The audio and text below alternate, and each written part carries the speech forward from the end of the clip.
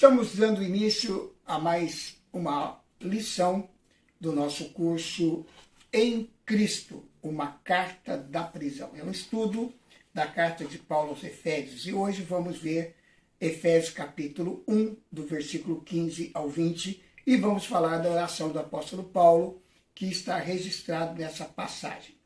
Na maioria das suas cartas às igrejas, o apóstolo Paulo menciona as suas orações a favor dos crentes aos quais ele dirigia as cartas. Paulo era um homem de oração e ele orava pelas pessoas que recebiam as suas cartas. Ele estava preso em Roma e ele dava muito valor à oração.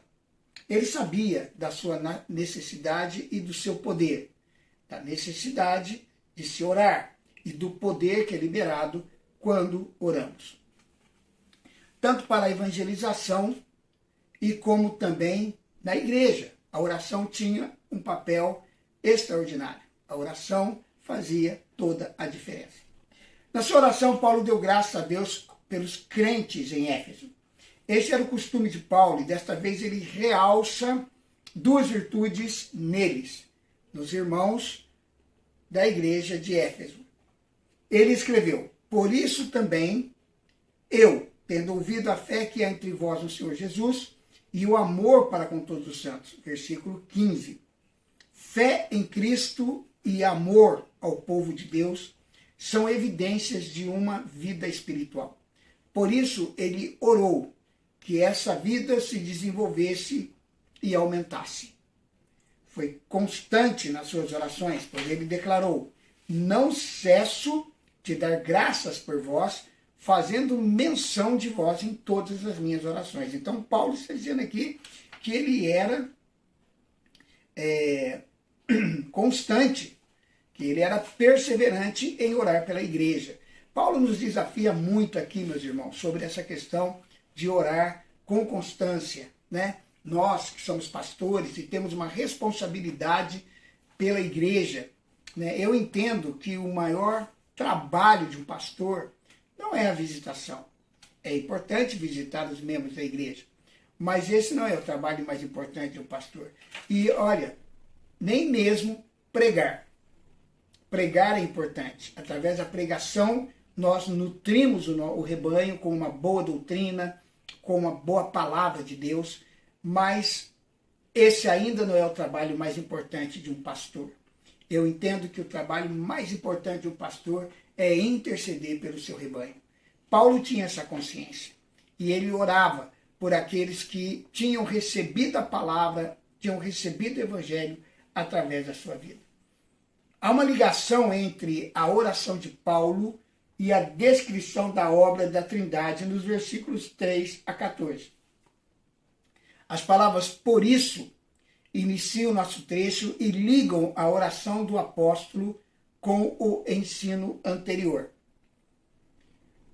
No trecho anterior, descreve-se a obra das três pessoas da Trindade na redenção do homem. Mas agora, na oração de Paulo, nós vamos contemplar a obra da Trindade na vida espiritual do crente.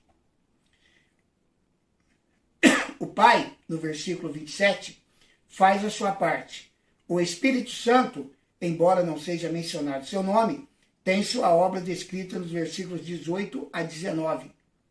Nos versículos 20 a 23, o Filho é o assunto. Então nós vemos aqui a participação da Trindade nessa oração de Paulo. Quais foram as petições na oração de Paulo? E qual foi o seu desejo para os crentes em Éfeso? São três assuntos principais. Primeiro, o pleno conhecimento de Deus, no versículo 17, a iluminação do Espírito Santo, no versículos 18 e 19, a exaltação do Senhor Jesus, nos versículos 20 a 23.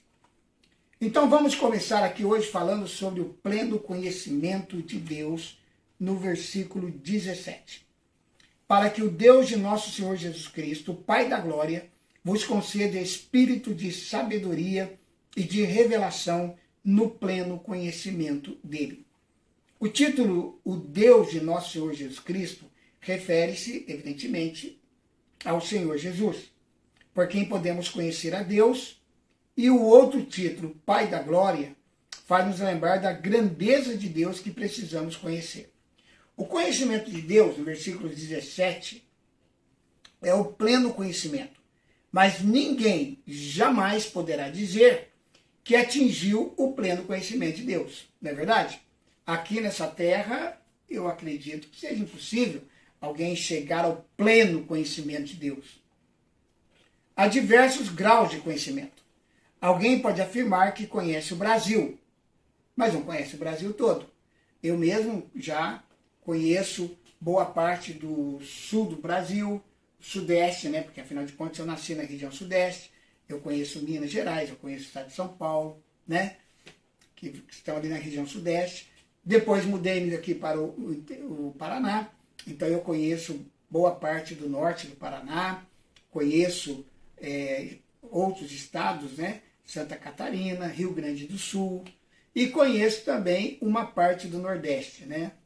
Especialmente Ceará. Mas isso não significa que eu conheço o Brasil todo, mas eu posso dizer, eu conheço o Brasil, conheço uma parte do Brasil, né? Então, o Brasil é um país grande demais. Eu entendo que o Brasil é praticamente um continente. Não é fácil você conhecer o Brasil todo em pouco tempo, né? Então, então nós precisamos constantemente progredir no conhecimento de Deus. É claro que se eu continuar viajando, eu vou acabar, quem sabe antes de eu partir daqui para a eternidade, ou antes mesmo de Jesus voltar, eu possa conhecer todo o Brasil, mas isso vai demandar muitas viagens para muitos lugares diferentes. E no nosso relacionamento com Deus não é diferente. Mas há uma diferença entre você saber alguns fatos de alguém e conhecer pessoal, intimamente, aquela pessoa. Assim também podemos saber muito acerca de Deus sem ter conhecimento pessoal e experimental dele. Essa é a preocupação de Paulo no versículo 17. Ele ora pelos Efésios, que o Pai da Glória vos conceda espírito de sabedoria e de revelação no pleno conhecimento dele. É um fato que alguns crentes conhecem a Deus melhor do que outros. Então podemos conhecer melhor a Deus? Sim. É pela comunhão com Ele, através da leitura da Bíblia e pela oração, que nós desenvolvemos um conhecimento cada vez mais íntimo com Deus. É pela fé e obediência à sua palavra que nós aprofundamos o nosso relacionamento com Ele. Mesmo assim, nem todos têm a mesma facilidade para entender a palavra de Deus. Deus se revela na Bíblia, mas nós precisamos de entendimento e da iluminação do Espírito Santo para podermos aproveitar a palavra.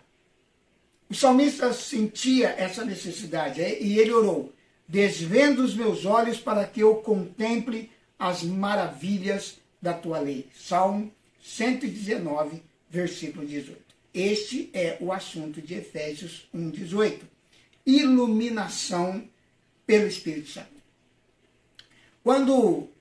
Quanto a este assunto, Paulo fez aqui 3 petições, cada uma apresentando um aspecto do conhecimento de Deus que precisamos explorar. Iluminados os olhos do vosso conhecimento para saberdes qual a esperança do seu chamamento. O chamamento refere-se à posição de bênção em que nós nos achamos pela graça de Deus. Para que somos chamados?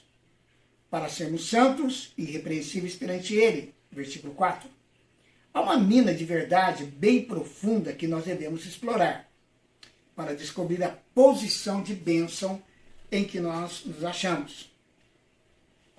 Então precisamos explorar essa mina de bênção, né? É a posição de filho. Pois quem pode esgotar os recursos de um filho de Deus? Para a adoção, ou seja, para a posição de filhos, conforme está no versículo 5, para o louvor da sua glória, conforme está no versículo 6. Esperança, segundo a Bíblia, não é uma coisa de dúvida, mas sim de certeza. Então, qual é a esperança do nosso chamamento? É disso que Paulo está falando aqui. A esperança do nosso chamamento. esperança tem a ver com certeza. A resposta encontra-se no versículo 12. Nós, os que de antemão esperamos em Cristo. A esperança se encontra em Cristo, pois nele há esperança e certeza. Nele há certeza, primeiro, das bênçãos do presente. Então, em Cristo, nós temos a certeza de que somos abençoados aqui e agora. Segundo, da solução do nosso pecado no passado. O nosso pecado já foi resolvido lá na cruz de Cristo. E da glória do futuro em Cristo, conforme o capítulo 2, versículo 6. Mas, em segundo lugar, o Espírito Santo ele vai nos iluminar para nós entendermos qual é a riqueza da glória da nossa herança nos santos. Este versículo não se refere à nossa herança, mas sim a nós como herança para Deus. Preste bem atenção. Né? Qual é a riqueza da glória da sua herança nos santos? É uma maravilha que Deus, que é tão rico, adquiriu mais um tesouro, mais uma herança, que é o seu povo, a igreja de Deus. Esse assunto já foi apresentado por Paulo nessa epístola, quando ele escreveu: nele, ou seja, em Cristo, digo, no qual fomos feitos também herança, versículo 11. A riqueza da sua herança também é a riqueza da sua graça, de acordo com o versículo 7. Pela graça de Deus, a igreja é preciosa para Jesus Cristo. Ele é como aquele negociante de pérolas da parábola, que tendo achado uma pérola de grande valor, vendeu tudo que possuía e a comprou. Está lá em Mateus capítulo 13, versículo 46. Sabemos que a igreja é muito preciosa para Cristo, devido ao preço que ele pagou para redimir. Então, a igreja é a herança do Senhor. Então, essa é a riqueza da glória da sua herança nos santos, a igreja. E terceiro, qual é a suprema grandeza do seu poder para com os que cremos, no versículo 19. O poder que está ao seu dispor, ou seja, o dispor do crente, e que opera nele, é a maior demonstração de poder já vista. É o poder que ressuscitou o Senhor Jesus e que o assentou à direita do Pai. Né? Então, Jesus ele está sentado à direita de Deus nos lugares celestiais. E quem operou isso? Este grande poder que foi liberado. Então, os grandes exemplos do poder de Deus no Velho Testamento são o poder da criação do mundo e o poder da redenção dos israelitas do Egito. Porém, o poder que opera no crente é o poder da ressurreição. Em Efésios 2:1, o apóstolo descreve o poder que opera no cristão como uma ressurreição espiritual. Ele vos deu vida, estando vós mortos nos vossos delitos. Paulo orou pelos crentes em Éfeso para que soubessem aproveitar a riqueza deste grande poder ao seu dispor. Muitos dos salvos não sabem aproveitar estes grandes recursos espirituais. São como um fazendeiro que, apesar de possuir uma grande usina elétrica e um transformador perto de casa, e tudo de graça, não sabe aproveitar a energia, continuando sem luz elétrica em casa.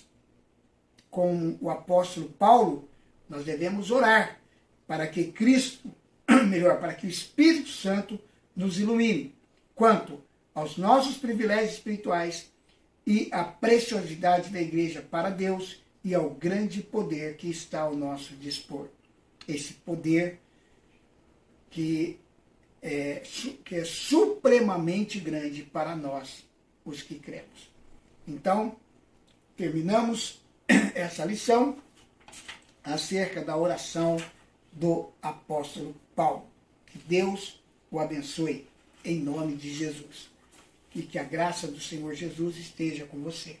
Pai, quero abençoar a vida de cada pessoa que está ligada nesta aula, que o Senhor alcance com a sua graça e que, ó Deus, na vida desta pessoa maravilhosa, nosso aluno aqui na Escola Bíblica, possa se cumprir, Deus, que eles possam alcançar o pleno conhecimento do Senhor em nome de Jesus, possam ser iluminados pelo Espírito Santo e possam estar exaltando o Senhor Jesus através da sua vida e do seu testemunho.